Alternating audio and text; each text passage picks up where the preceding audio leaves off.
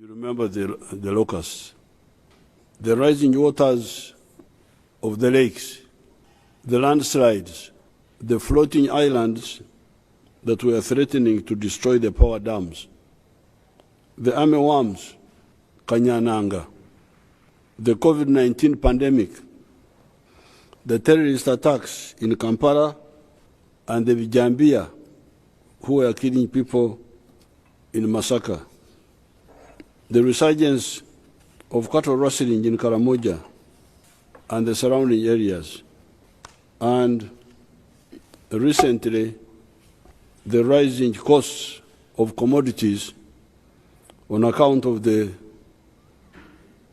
globe, the world, recovering from the COVID-19 pandemic and the war in Ukraine. As usual, those who do not believe in God and who don't believe in themselves started panicking and predicting doom. However, with the NRM fraternity, whom God has enabled to handle even bigger problems in the past, such as the wars emanating from the unconstitutionalism in Uganda between 1966 and 1986, we are sure that each and every one of these challenges could be rationally, not irrationally, handled and resolved. As we speak today, many of these challenges have been handled. Indeed, many Ugandans may have even forgotten about these problems.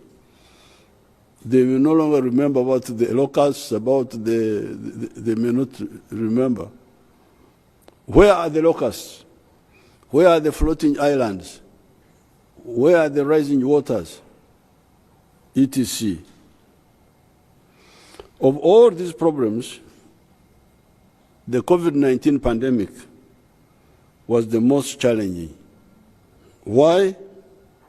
It was because after a quick but careful analysis, we saw that the pandemic could indeed be handled, but with massive lockdowns, starting with the unprecedented sending home prematurely of our 15 million grandchildren, the learners, pupils, students in the primary schools, the secondary schools, the tertiary institutions, and the universities, and keeping them there for 1.5 years. I do not think that this figure included the pre-primary pupils. No sooner had the pandemic confronted us than the struggle between the two lines, in quotes, to use Mao Zedong's words, started. The struggle between the two lines. Whenever there is a problem, you get two contending lines. This is the struggle between the correct line of the revolutionaries, the change makers, and the line of the reactionaries that we call in Swahili wapinga maendeleo. The struggle between, if you want to use biblical terms, the narrow path that leads to heaven and the broad road, Omuhanda Rigendwa, the scenery Nyankore, that leads to Gehenna, to hell. As it says in the book of Matthew, chapter 7, verses 13 to 14. In Nyankore they say, Akahanda kafunzire, the narrow path that leads to salvation, as opposed to the broad road that leads, Omuhanda Rigendwa, that leads to damnation.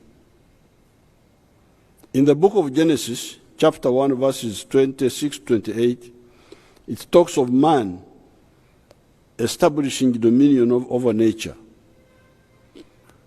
As I normally like to quote, it goes as follows, in quotes.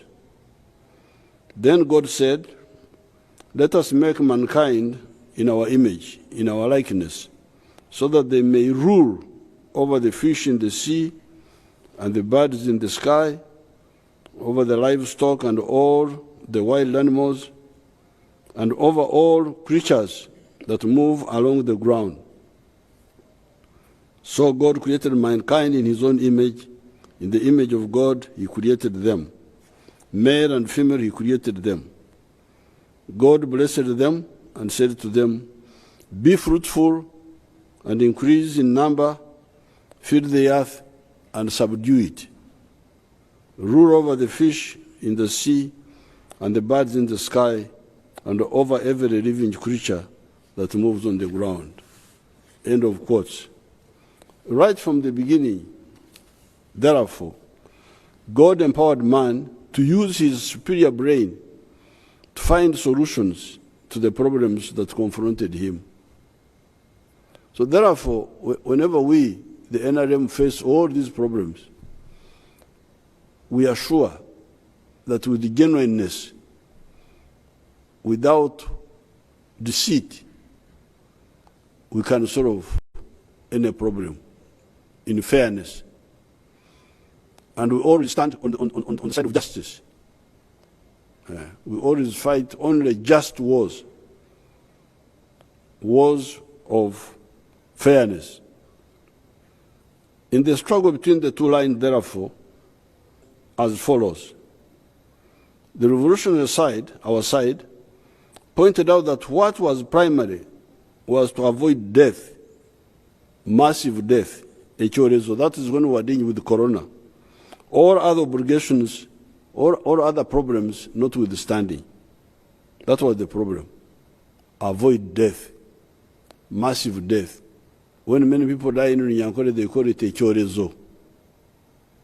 Avoid a chorezo. The reactionary line was to emphasize the loss of jobs, loss of businesses, loss of school time, pregnancies of young girls, etc. Our line was that ebizibu problems are not equal or comparable to death or kufa.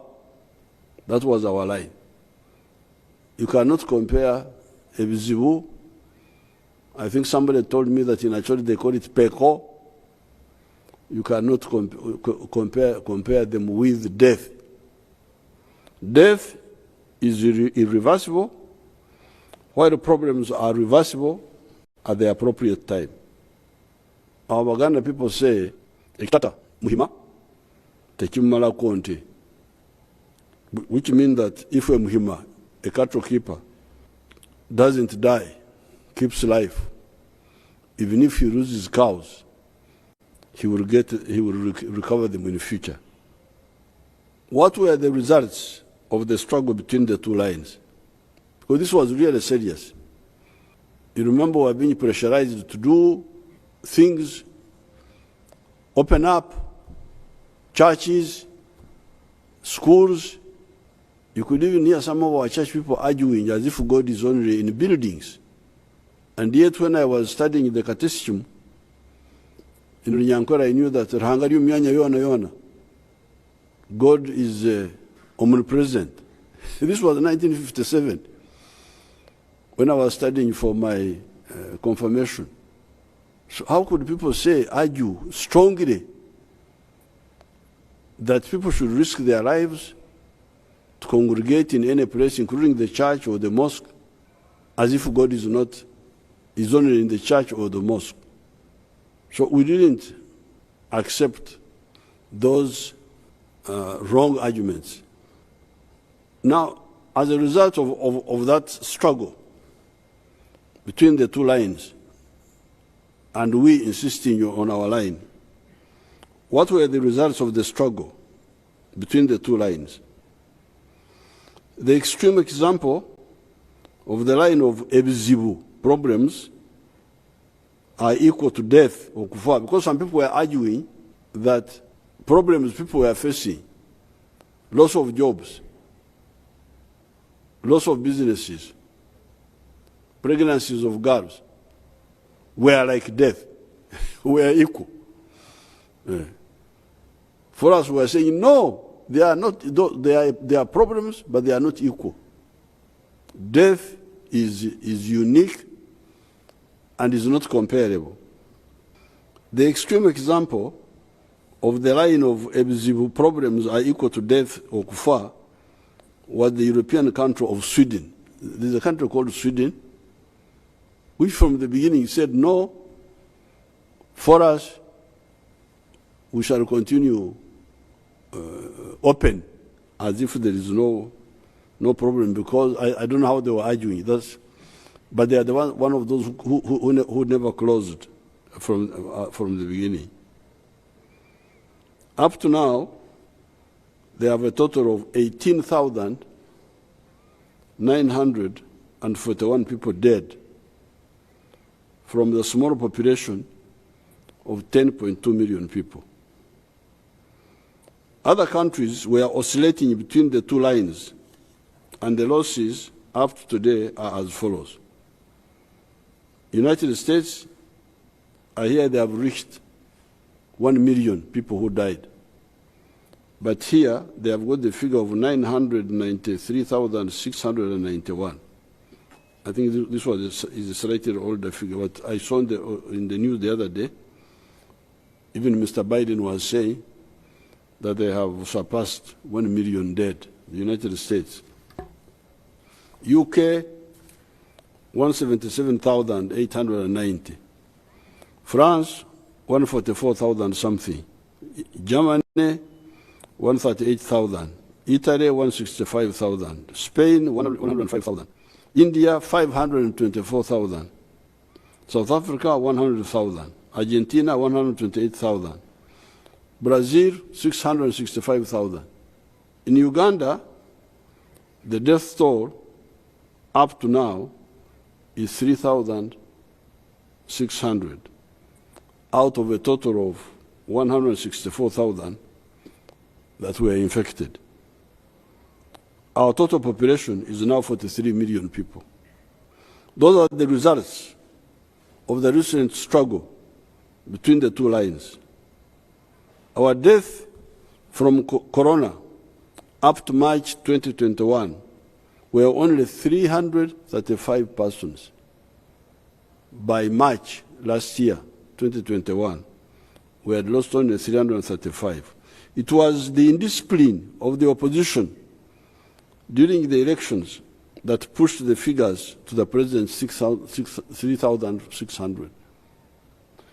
On account of the strictness, taking the biblical narrow path, Uganda, up to now, has had 2 waves of the corona pandemic, while other countries have had 3, and I hear even 4 waves. In Uganda, we say, Akutwale Chiro Omusima Bukedde, the one who successfully guides you in the night, you thank him in the morning for the good work. Now that we are emerging from the consecutive nights of problems, locusts, rising waters of the lakes, terrorism, cattle rustling, COVID-19, etc. It is time to both thank the NRM and reconfirm its credentials as a no-nonsense problem solver. As the other problems were being solved or were waning in severity, in comes the problem of high costs for commodities. Of course, the problem of high commodity prices is much easier to deal with, and it is not new. At the beginning of the NRM administration in 1986, and for the period 1972 to 1986, following the expulsion of the Ugandan Indian entrepreneurs by Idi Amin, Uganda experienced continuous high inflation, severe shortages of commodities, which were called so-called essential commodities, very high prices, forex black market called kibanda, smuggling of goods out and into Uganda, magendo, and speculation Oksamla. All these were solved by the NRM. And indeed, the recent problem of Echengera, Omweru Runyankore, Echengera in Uganda, Omweru Runyankore, meaning surplus, a glut, when you have got very many products of sugar, soap, maize, milk, bananas, cement, mitayimbwa, steel bars, and other industrial products is a result of that success. It is because we handled the shortages of 1986 correctly that recently we have been having the opposite problem of too much surplus, which had no internal market. This is why we have been engaging with neighbors, e.g. Tanzania, Kenya, to help us solve the problem of Echengera, surpluses, Omweru. How did the NRM solve the problem of Ebola liebintu, Ebola shortages of between 1972 and 1986? We shall see how in this document later. However, this history is clear. Therefore, the recent phenomenon of high commodity prices is indeed a problem, but it is easier to solve than, for instance, COVID-19 was. COVID-19 needed severe restrictions and new science, e.g. vaccines. It was a new problem. It needed new solutions and a lot of restrictions. The problem of the high prices, this one, would be solved with existing knowledge, but rightly applied. The high commodity prices are from the following factors. Number one, the end of COVID-19 pandemic meant that sectors of the economy in the world, in the whole world, sectors of the economy in the whole world that had been closed, such as hotels, suddenly opened. When the production of, for instance, palm oil for soap manufacture had also declined because there had been no demand for 2 years. You see, that's the problem.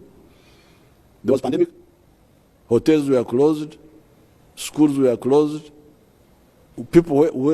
places where people gather were all closed. So, if I am producing palm oil to make soap for people who are gathered in schools, in hotels, in gathering places, now the demand for soap goes down because, yes, people are still using soap in the homes, but it is not the same amount as when people are gathered in hotels, in schools, in gathering places. So the demand for soap went down.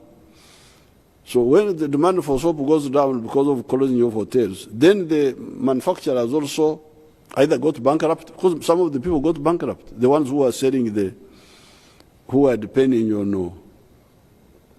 on selling products for making soap. And some of the factories were closed, because you remember, Corona also meant closing of factories, because factories also were a target of Corona. So because of that, either the suppliers went bankrupt, or some of them even went to other products, converted instead of producing for soap. I can convert my palm oil to petroleum, because they can change. So when now the economy opens suddenly, the demand is no longer able to meet the supply is no longer able to meet the demand. The resumed production levels cannot yet match the demand. That's one problem. Number two, I also hear that some of the producers decided to turn their palm oil into petrol, just like we were about to turn our surplus sugar into petrol as a way of solving the problem of chengara, of sugar. You remember we've been stuck with sugar here. Our production is now 700,000 tons of sugar per year in Uganda, from zero in 1986. But our internal consumption is 380,000. So as we speak now, there's a surplus of 320,000. So we have been begging our neighbors, please, please, please take the sugar. Sometimes they take, sometimes we have been begging them. You have been seeing us in meetings with Kenya, with Tanzania, with Rwanda, which had closed the border, but now they have opened. Congo have not, they have been taking, and South Sudan. We are very happy. But because of the continued uncertainty, we are now going to move away from just depending on sugar for tea, brown sugar, raw sugar. We are saying, okay, why don't we convert our sugar into petroleum? Because then the demand will be endless. And we had resolved on that, but recently some of our neighbors have started buying again. So similarly, these producers of palm oil, I hear that they have started converting it into petroleum. Then number three, the war in Ukraine and the Western sanctions on Russia have also caused shortages of wheat for the bread eaters that do not include me, because I am a muhogo, karo, banana eater, and milk drinker. Also shortages of fertilizers would cluster the commodities with high prices into two categories. The imported ones on the one hand, and the locally produced ones on the other hand. You must do that. You must say these commodities with high prices, which are the ones which are imported? Because those are more dangerous. Those are more dangerous. They are the ones which can take away all the blood and you remain dry. A cheruiso, blood without stopping. Some of the ideas people think about when confronted with high commodity prices are the idea of subsidy. Government okutukwatirako, or removal of taxes by government from those commodities. With the imported commodities, this is a recipe for disaster. It will lead to collapse of the economy. Why? Let us take the example of petrol. A litre of petrol, before the rise of prices in November 2021, was Uganda shillings 4,590, which meant US dollars 1.3 at that time. A litre of petrol is now Uganda shillings 5,500, which means US dollars 1.48. This is all with the tax. The more expensive litre of petrol, ey'obuseere, kati litre eyo eya petrol efuuse litre ey'obuseere, has become an expensive litre, is doing two bad things. This litre is doing two bad things. One, emptying the pockets of the consumers, because the more liters you buy, the more empty you, the consumer, your pocket becomes. Eno lita y'obuseere ennyinnyota akasente akali mu nsawo yo. This is one damage it is doing. But also emptying our national dollar reserves. So this expensive liter ennyinnyota ebyagi bibiri, ekyagi kyo ekitono eky'omu nsawo n'ekyagi ky'eggwanga. Ekyagi is the Luganda word for the granary. Ekitara in Runyankore. I think in Ruo they call it enguri. In Acholi they call it dero. Dero. I think in Natas they call it edula or something like that. So this expensive liter of petrol is very dangerous because it is sucking money from pockets of individuals, and because when we buy from outside, we don't buy with Uganda shillings, we buy with the dollars. So it is also sucking dollars from our national reserve. More. We now have US dollars 4.5 billions in our reserve. It has got, our reserves have grown. There used to be about $3 billion. They are now $4.5 billion in the reserve. These are enough to support imports for 4.2 months. Support imports normal like the way they were. When the prices were normal, they would support imports for 4.2 months. Now, when you bring these ones, you've said these expensive ones, you need to watch out. If we subsidize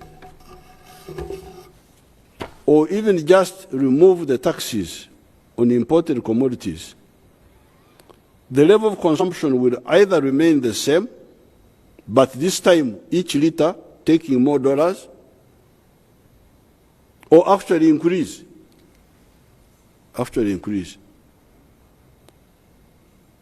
So this idea of mtukwatireko, subsidize, or even remove the taxes, if the purchasing level remains the same, this dollar now, as you saw, has gone from 1.3. This liter has gone from $1.3 to 1.48. It has gone. So it's the same 1 liter, but it is taking more from your pocket and from our reserves. But to make matters worse, if they say subsidize, as people say, or remove the tax, then people can buy more, because the petrol will be cheaper. If they buy more hemorrhage from not only no, this time it's actually to be more hemorrhage from the national reserves. Because the people will not feel the hemorrhage in the pocket, but the reserves will be bleeding.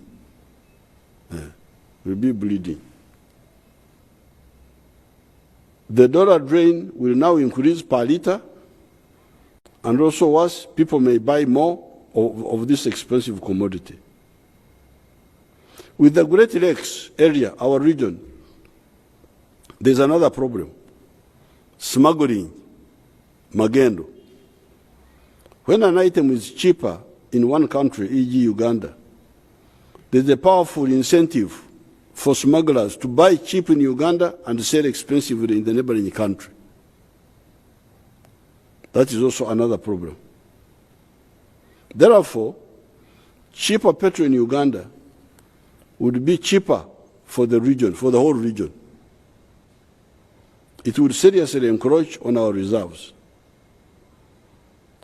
Moreover, the removal of taxes on some of the commodities would mean tax loss to the government of Uganda shillings 1.53 trillion for petroleum, 1.15 trillion for diesel, and Uganda shillings 520 billion for wheat. If we were to remove the taxes, the dollars would go more from the reserves. Then the government would also lose, would not have taxes. How then do we fund our budget for the roads, electricity, schools, medicine, security, etc.? There are items we do not tax, e.g. medicine. We don't tax medicine. We don't tax it. We don't tax raw materials, etc. It is therefore not true that we tax everything. The very crucial items are not taxed. Therefore, removing taxes or subsidizing many of the imports is suicidal and a blunder. In my head, I had sympathy. Here I'm talking about removing tax on imported products or subsidizing them. This is suicidal and a blunder. Now, coming to the internally, in my head, I had sympathy for removing taxes on the locally produced goods such as sugar, milk, cement, etc. Because if people buy more of them, it will be good. They will be buying more local goods. This was until I went to the cabinet and looked at the taxes to be lost. On sugar, would lose Uganda shillings 193 billion in taxes. On cement, Uganda shillings 200 billion. On Mitayimbwa, steel bars, 120 billion. So these three alone, as you can see, are already in tax loss would be more than $500 billion, 500 billion. Now, if you go on the other side, a road like Kampala-Masaka, when we reconstructed it, we used 440 billion. So the money here that we would lose from that, just this, the tax would be like enough, more than enough, like what we used on reconstructing Kampala-Masaka. So that means all these plans were planned. This road should be done, this road should be done, this one, this power here, this would now have to stop. All that would have to stop, and we simply consume more sugar, more what? Oh, okay, that's good, but is it wise? Is it wise? Because we need to solve these big problems. The road, the electricity. But for the internal goods, what you would lose would be the taxes. Because there is no dollars, there are no dollars involved.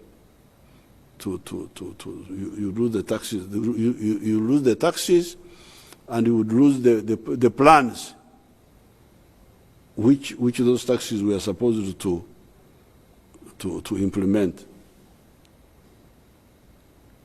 We could see that the route to tax cuts and subsidies, even for the locally produced goods, was not a wise one. What then is the wise way? The wise ways are therefore the following. Number one, to use frugally these imported items, kukekereza, kweremba-remba, or kubyesonyiwa, to look for alternatives, if the alternatives are there. Either kukekereza or okwesonyiwa, by looking for alternatives. Number two, to use our own raw materials, such as sunflower oil and castor oil and sugar, for soap, as we wait for the expanded palm oil production, which takes longer. But sunflower takes only 4 months. For bread, we can use our banana and cassava flour for bread making, apart from eating the traditional foods. For many years now, I do not eat wheat bread nor rice. I eat our richer indigenous foods of akaro, millet, muhogo, cassava, empogora, bananas cooked in their skin, ebinyobwa, ground nuts, obushaza, peas, and beef, inyama. Nearing 78 years of age in September, I'm doing very well on these foods. I really don't know why Africans would leave these foods. These foods, I was only eating rice when I was in Tanzania, and I had no alternative. But as soon as, ever since I came back, I don't think I've touched rice. From 1979, you can imagine. Except when I go abroad, outside, that's when. I have no hesitation bearing testimony for our much better indigenous food. Millet is the only cereal in nature that has got protein, carbohydrates, and iron. The doctors are here. They can tell me whether there is any other that has got iron. I doubt very much. To have the three, protein, carbohydrates, and iron. I had also read something comparable for sorghum. However, for the indigenous sorghum, there was the problem of some bitterness.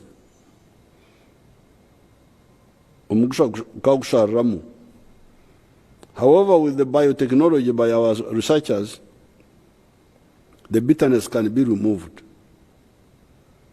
We, the Ntungamoist, you can call me a Ntungamoist, can call me a man of Ntungamo. The only advantage we found in bread was convenience in storing and transporting. This is the advantage I saw in bread, because it is easier to store, to transport, like that. I don't know how long it lasts once it is baked. Does it last? But the flour of maize, of akalo, can stay for a long time. and the kalo can stay for a long time. So I think even the story maybe the advantage of bread, transporting and storing when ready for eating. But the flour can last a long time. However, even that one of ready to eat, this is what Dr. Muranga in Nyaruzinga, in Bushenyi, is going to solve with the banana flour and cassava flour,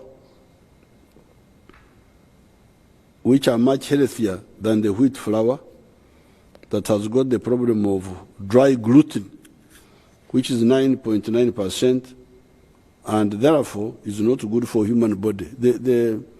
The scientists say that this wheat is not so good for the human body because of this gluten, which is in the wheat. The Minister of Agriculture is going to guide you as to how our farmers can upscale the production of the sunflower and castor oil seeds for vegetable oil, for soap making, as well as bananas and cassava for flour for bread. Sunflower takes just 4 months, and castor oil seeds and sugar take 140 to 180 days to produce pods. With palm oil, I hear that Indonesia and Malaysia have banned the export of that item, and therefore removing the tax will not change anything. This leaves the problem of petrol and diesel, products for which we do not have an easy local replacement until our own oil comes on stream in 2025, with the first production and the refinery expected in 2026. And we refine some of it for the final products. Even before the war in Ukraine, the price of fuel was going up on account of the worry by the fossil fuel producers of the global movement for clean energy: solar, wind, nuclear, geothermal, hydropower, and hydrogen. Because there is that movement, which is a good movement, to go from fossil, this oil, to this, which has got some, which produces carbon dioxide, which interferes with the atmosphere, with these cleaner sources of energy: solar, wind, nuclear, geothermal, hydropower, hydrogen. There was a conference in Scotland, and there was a plan to within some coming years to get petroleum out, and we'll go to electric cars and so on. Now, because of that, on account of that fear, the petroleum companies were apparently no longer exploring for new reserves. Because of that, okwerali kiroko nti ebya oil bigenda kukomeyo maaso, looking for new oil, they stopped. Yet, the new clean energies would take time to be available. The Russian-Ukraine war has made it worse. Just before the Ukrainian war, the price of crude was $80 per barrel. It is now $114 per barrel. Therefore, the Ukrainian war has added another $34 per barrel. Of course, this is an artificial addition caused by the countries of the global north, the Bazungu, mishandling their bilateral relations and also mishandling global affairs as well. We are quietly engaging these actors to see how these actors can remove this artificial burden from the world, because now this extra $34 is really caused by our Bazungu friends. Because the Bazungu are the ones involved in all this. The Bazungu of Buraya, Europe, the ones of America, and the ones of Russia. So we are talking with them quiet. I don't want to go into the details here, but this is artificial. The real structural problem of the oil is the $80, the $80. But this extra 34 can be removed. Because, for instance, I hear, because you see the Bazungu are fighting, they have now boycotted Russian oil. So Russia has got the oil, but I hear now Russia has reduced the amount of oil they are refining every day by 1 million barrels a day, because the other Bazungu have boycotted this and because of that you have the shortage. So this is artificial. It's not the other one of Okwera Rikira worrying about the future of oil is more structural, is more organic with the problem. So if it was the only one, I think we would end up like $80. That's what it was. That's what it was before the Ukrainian war. So this one is solvable. Even the problem of wheat, those who want wheat, because the Russians have blockaded the Ukrainian ports, and I hear within the ports there are 25 million tons of wheat. So even the wheat eaters could do, if these people, if they are a bit humble, because the problem is humility. Everybody everybody berege. Buli omu yemanyi nti yekitalo. Naye singa byetowazako, both the wheat and the oil, the petroleum, and even the fertilizers. You remember the fertilizers are also a problem because they are produced by Russia, I hear. So this one, rather than saying that that we should waste our money, our reserves and abandon our plans, because of the these wars among these people.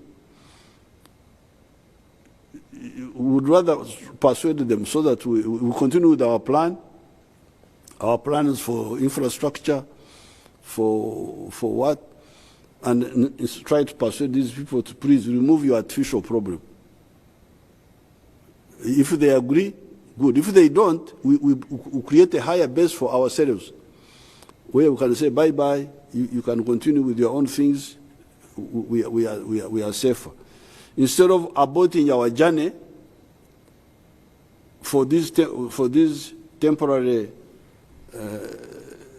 and irrational positions by others, then we shall not be safer. They may not. It may continue for a long time. Do we abort our journey indefinitely or what? So that's why this one, I think the short term is the answer is diplomatic engagement with these actors who have caused this problem. Nevertheless, this artificial distortion should not divert us from our long-distance journey of achieving socio-economic transformation, because that is the only way of not only increasing our affluence, but also immunizing ourselves against the mistakes of others. We need to continue until we achieve immunity from the mistakes of others. And I can say already we have some immunity. We already have some immunity because of what has been done, in spite of being obstructed by some elements within Uganda that many times delay our programs. The way we have been able to transcend the recent challenges of locusts. You remember locusts? Locusts, there is an organization called Desert Locust Control. It never did anything. We controlled the locusts ourselves because we had the capacity. Who helped us control the locusts? Nobody. How about the floating islands? Nobody. I even tried to contact some people. Nobody. How about the rising water? That water would have caused a lot of damage, but the good thing is that we had increased the outlet. In 1964, when the water rose up, the water which could go through the Spirit Channel was 1,300 cubic meters per second. 1964. If we still were like that, those dams would have been flooded. But now, we can go to 4,000 cubic meters per second. That's how we were able to handle it. So the idea that we slow down our capacity building in order to deal with these temporary issues is very dangerous because we may be overtaken by problems. We would rather okekereza the problems that face us and continue building capacity, because it is that which will now immunize us even for the future. Even with the high commodity prices, we are still doing much better than many countries in the world. Our inflation has risen from 2.7% before the artificial crisis to 4.9% now. Our inflation is now 4.9. Compare this with other countries. UK, 9%. USA, 8.3%. France, 4.8%. Germany, 7.4%. Italy, 6%. Spain, 8.3%. Russia, 17.8%. China, 2.1%. Those are the ones who are lower than us. Kenya, 6.47%. Tanzania is also lower than us, 3.8%. Rwanda, 10.5%. Ghana, 23.6%. Why is the inflation still down here compared to other countries? Because of what we did. We have more milk, we have more maize, we have more bananas, more Irish potatoes, more sugar. Now, suppose we had not built that capacity, where would we be now? So that's why being diverted by this temporary, then you abandon your long-term journey is a big mistake. If it was not for the endless obstructions to our programs, e.g., the palm oil project in Buvuma, Sango Bay would even be much better off. With our coming petroleum, our coming oil, Uganda will be immune to the external disruptions. Working with our African brothers, Uganda and Africa will be prosperous, irrespective of the actions of the mistake makers short of using nuclear weapons among themselves, which may affect the whole world. Let us, therefore, not be diverted. We are self-sufficient in food, maize, bananas, cassava, milk, beef, Irish potatoes, beans, peas, fruits, etc. This is one of the most important factors of survival in terms of peril like this. When you have got a problem, this is the biggest factor of survival. Some of the countries in parts of the world, they are very in a bad situation now. Because they depend, I hear some of them depend 80% on wheat from some other place. I don't want to mention countries.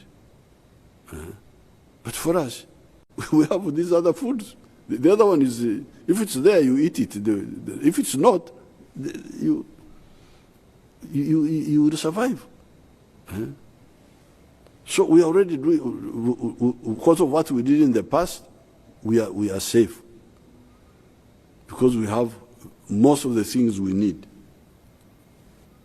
We have got good infrastructure, we have got electricity, surplus electricity, good roads in many parts of the country, educated manpower. We have got good infrastructure, we have a strong army for guaranteeing peace, and we are beginning to pay our scientists well. This question of paying scientists is very, very crucial if you want to have, because with our scientists, we are now making everything except aeroplanes. We are making the cars, electric car, Chira. We are making the vaccines. We are making the agro processed products, agro-processed products. only the plane we are not making now. The rest we can make ourselves. But we need a market. That's why we must work with the African brothers, apart from the internal market. Nothing can stop us from growing if we work with our African brothers and sisters and other people of goodwill. Actually, in my opinion, the only really serious vulnerabilities for Uganda are two: continuing to depend so much on rain-fed agriculture and the damage to our incomparably good environment by the encroaching on the wetlands, lake shores, river banks, forests, and steep gradient mountain cliffs. To me, these are the only two danger points. We must move away from rain-fed agriculture only and do irrigation, and then protect our environment, because it is the environment which gives us the rain and the water. I have agreed with both the Ministries of Agriculture on enhanced irrigation and with the Ministry of Environment on restoring our wetlands by promoting fish farming on the edges instead of drying them, with swamp rice growing, restoring the forest, etc.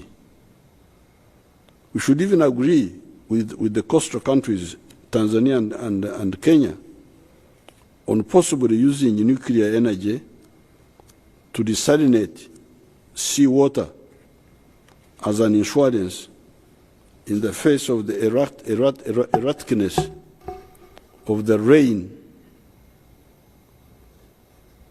caused by the sabotage, by the mistakes of the global mistake makers. Me, lack of rain when we don't have irrigation, it would be the only thing that would worry me.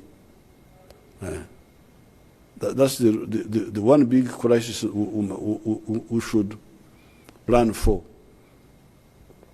And in the budgets, especially of the other year, we shall have to do much more on irrigation.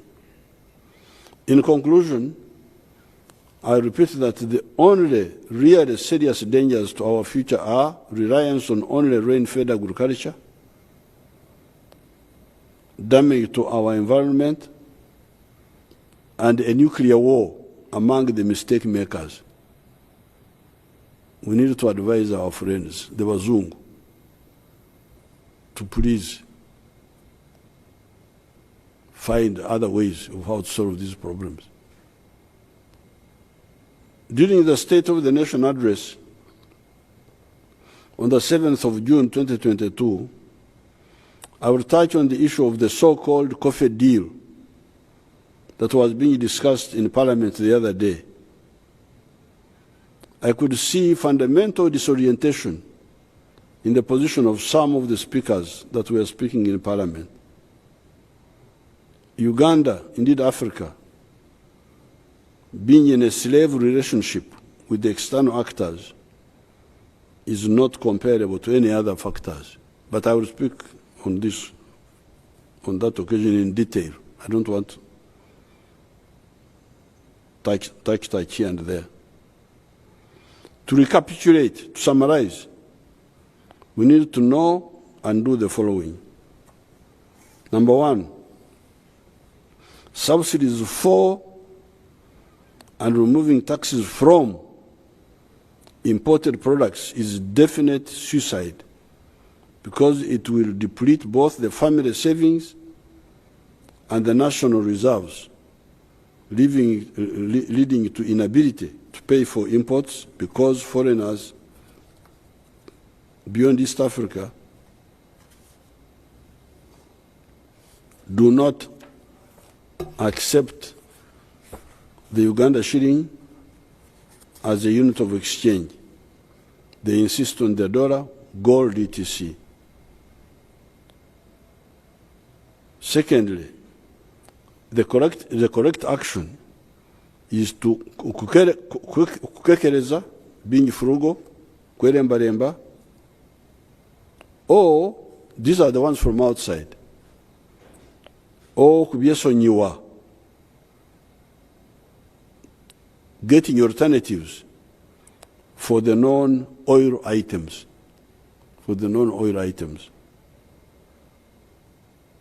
With the internally produced commodities, I was tempted to look at removing taxes because with these, increased consumption would favor Uganda. However, the tax loss of Uganda shillings 193 billion for sugar, 200 billion for cement, 120 billion for Mtayimbwa, would cripple our budget and the planned developments. Some of these challenges are temporary. We have been having the phenomenon of low commodity prices because you remember we had very low prices for matoke, you remember. The other year, we had very low prices for matoke, very low prices for maize. You remember, just go back the other year. Even milk. So this cycle, low prices, too much production this year, then low prices, then next year, we cannot, it's not safe to continue like that. We have been having the phenomenon of low commodity prices, e.g. for maize. It is the continued development of the economy that will get us to the stability of a more integrated economy. Because you see, like for instance, if you say we have got a chengera of maize, too much maize, so the price collapses. That collapsing is artificial. Because although we say we have got too much maize, you find that we are still importing animal feed chicken feed, animal feed from Kenya. And yet maize is the ingredient for making chicken feed. So when we say there's too much maize, we are only talking about maize for kaunga, for posho, for ET.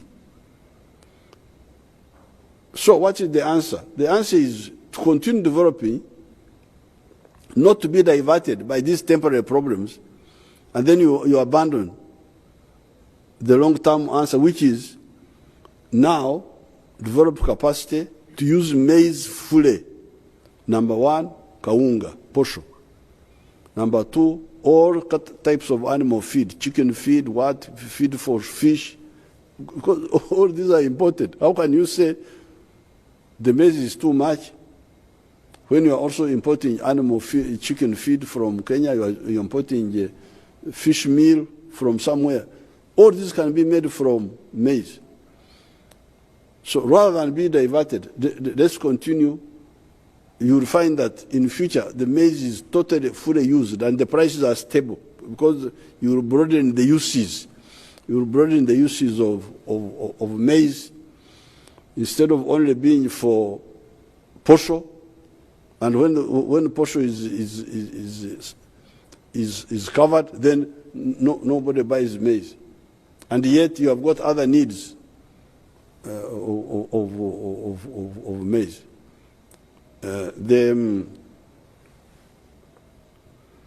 It is the continued development of the economy that will get us to the stability of a more integrated economy.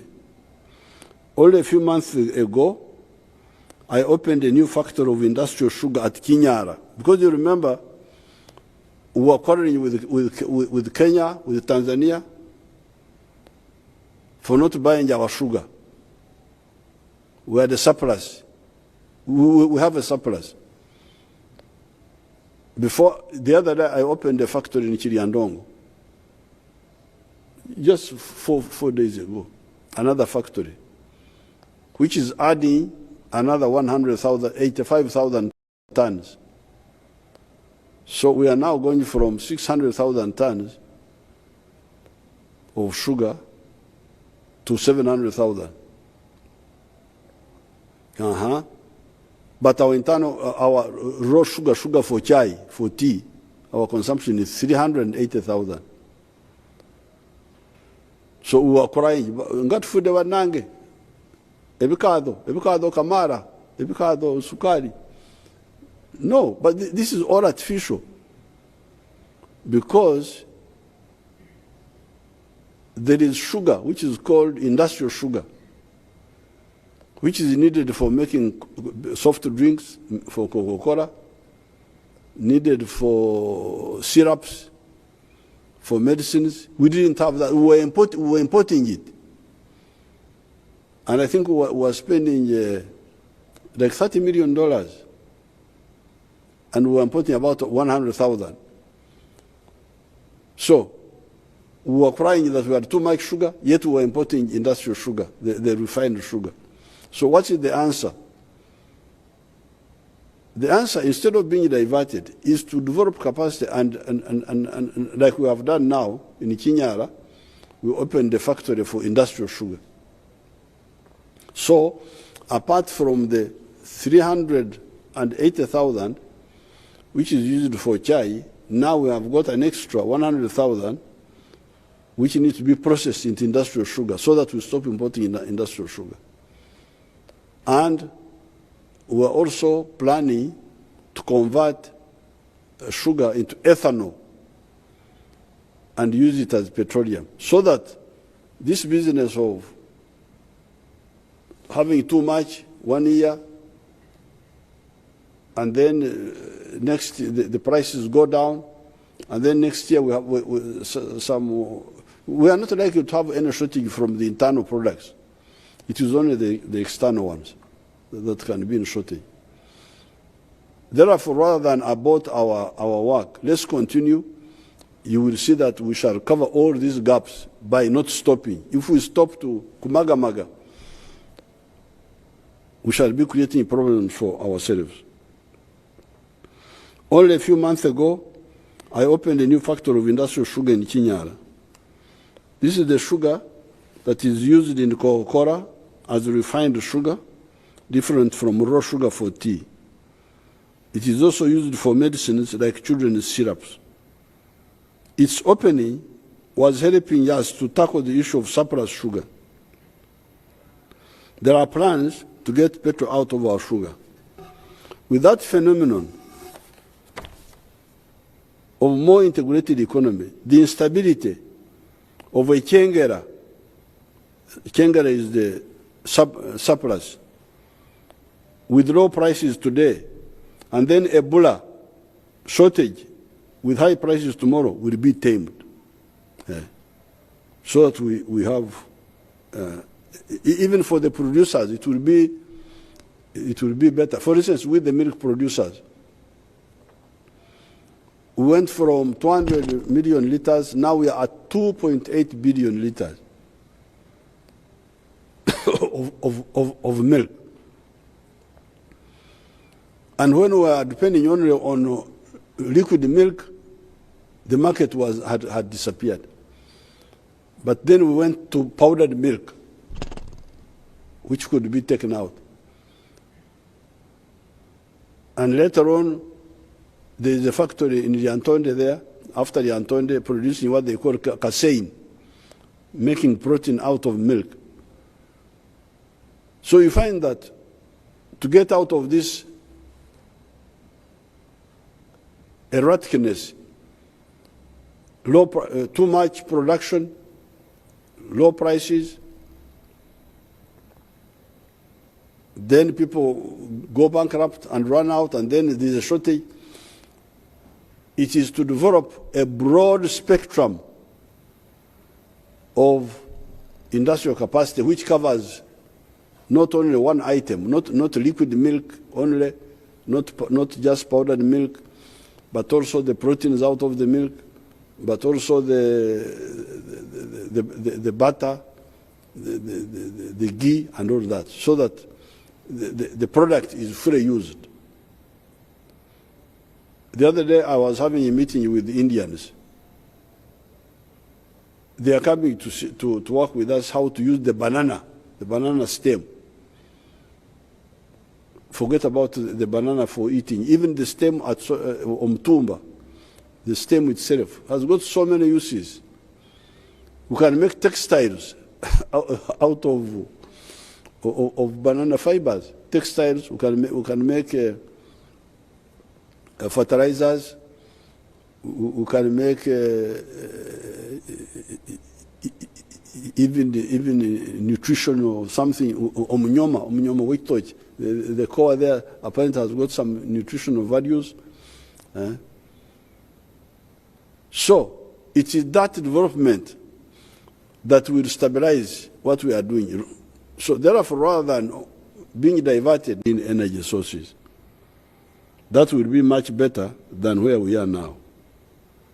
It is important for Ugandans to know that even when we get our own petroleum, we cannot sell it below the world prices minus transport costs. Because even when we get our own petroleum, we have to sell it at world prices minus transport, because we shall not include the cost going to the ocean or coming from the ocean. But otherwise, you cannot sell it below the market price, because if you do, you create the other problem of incentive for smuggling, where they buy cheap here, they go and sell in Congo, they go and sell. It's not. All these things need planning and strategy, not emotions. With these few words, I thank everybody and I wish you good luck. Thank you very much.